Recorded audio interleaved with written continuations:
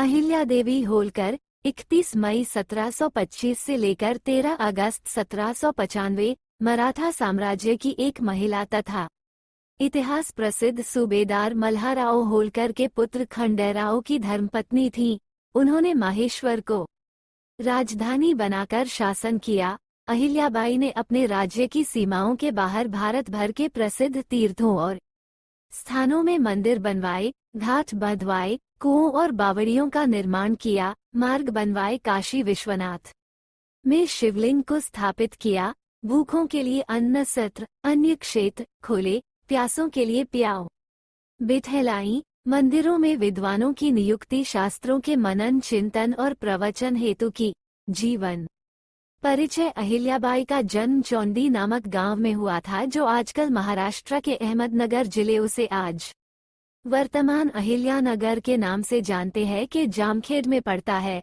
पिता मांकोजी शिंदे धनगर जो क्षेत्र के पाटील थे। वह धनगर समाज से थे। 10-12 वर्ष की आयु में उनका विवाह हुआ। 29 वर्ष की अवस्था में विधवा हो गईं। पति का स्वभाव चंचल और उग्र था। वो सब उन्होंने सहा। फिर जब 42-43 वर्ष की थीं, पुत्र मालेराव का देहांत हो गया। जब अहिल्याबाई की आयु 62 वर्ष के लगभग थी, दौहित्र नथु चल बसा। 4 वर्ष पीछे दामाद यशवंतराव फणसे न रहा और इनकी पुत्री मुक्ताबाई सती हो गई। दूर के संबंधी तुकोजीराव के पुत्र मल्हाराव पर उनका स्नेह था। सोचती थीं कि आगे चलकर यही शासन, व्यवस्था, न्याय और प्रजारंजन की डोर संभालेगा, पर वह अंत तक उन्हें दुख देता रहा।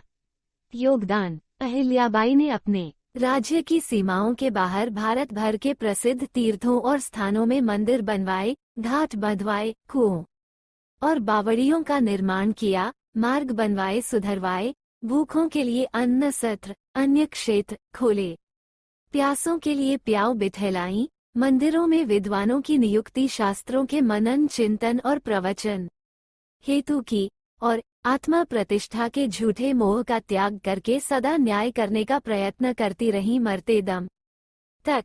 ये उसी परंपरा में थी जिसमें उनके समकालीन पूना के न्यायाधीश रामशास्त्री थे और उनके पीछे झांसी की रानी लक्ष्मीबाई हुई।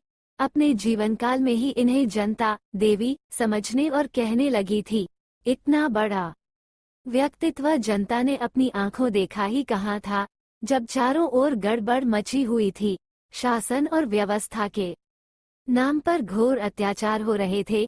प्रजाजन, साधारण गृहस्थ, किसान, मजदूर अत्यंत हीन अवस्था में सिसक रहे थे। उनका एकमात्र सहारा धर्म, अंधविश्वासों, भय त्रासों और रूढ़ियों की जकड़ में कसा जा रहा था। न्याय में न शक्ति रही थी, न विश्वास।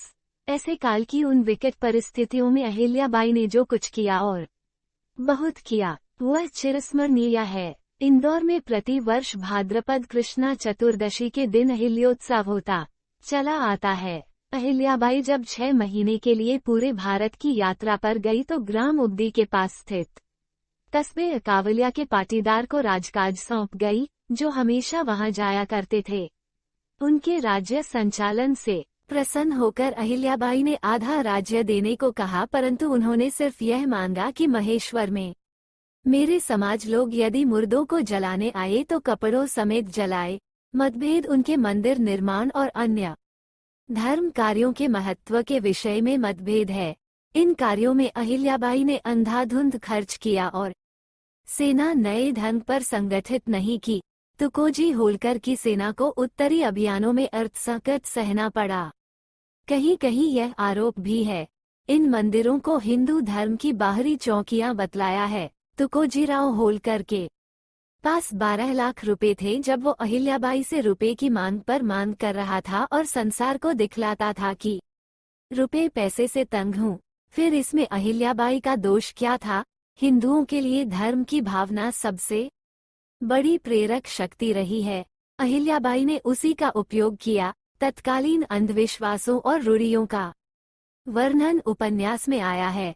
इनमें से एक विश्वास था मांधाता के निकट नर्मदा तीर स्थित खड़ी पहाड़ी से कूदकर मोक्ष प्राप्ति के लिए प्राणत्याग, आत्महत्या कर डालना। विचारधाराएं अहिल्याबाई के संबंध में 2 प्रकार की विचारधाराएं रही हैं। एक में उनको देवी के अवतार की पदवी दी गई है, दूसरी में उनके अति उत्कृष्ट गुणों के साथ अंधविश्वासों और रूढ़ियों के प्रति श्रद्धा को भी प्रकट किया है।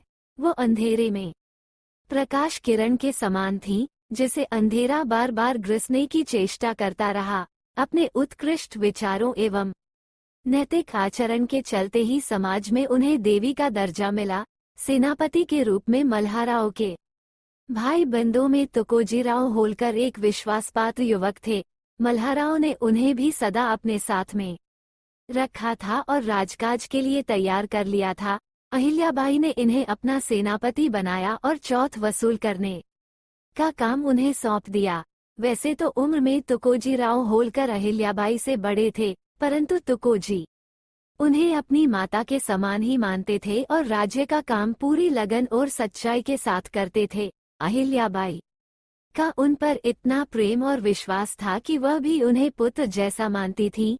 राज्य के कागजों में जहाँ कहीं उनका उल्लेख आता है, वहाँ तथा मुहरों में भी खंडोजी सुत तुकोजी होलकर इस प्रकार कहा गया है। मृत्यु राज्य की चिंता का भार और उस पर प्राणों से भी प्यारे लोगों का वियोग, इस सारे शोक भार को अहिल्याबाई का शरीर अधिक नहीं संभाल सका और 13 अगस्त सन 1795 को उनकी जीवन लीला समाप्त हो गई। अहिल्याबाई के निधन के बाद महाराजा तुकोजी राव ने राज्य की शासन व्यवस्था को संभाला।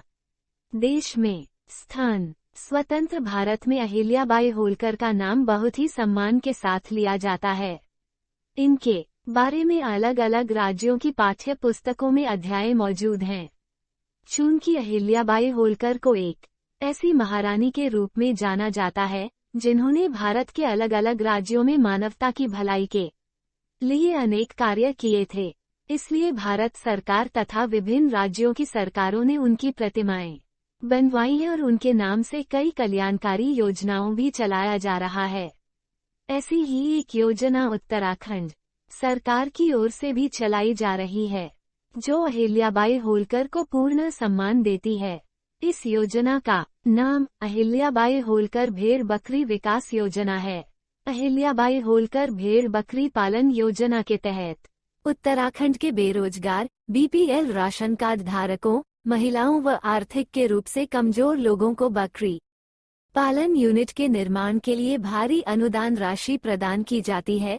लगभग 1 लाख रुपए की इस यूनिट के निर्माण के लिए सरकार की ओर से 91,770 रुपए सरकारी सहायता रूप में अहिल्याबाई होलकर के लाभार्थी को प्राप्त होते हैं। अगर आपको यह वीडियो पसंद आया हो और दी हुई जानकारी थोड़ी भी हेल्पफुल लगी हो तो कृपया एक लाइक कर दें और मेरे चैनल को सब्सक्राइब कर दें। धन्यवाद।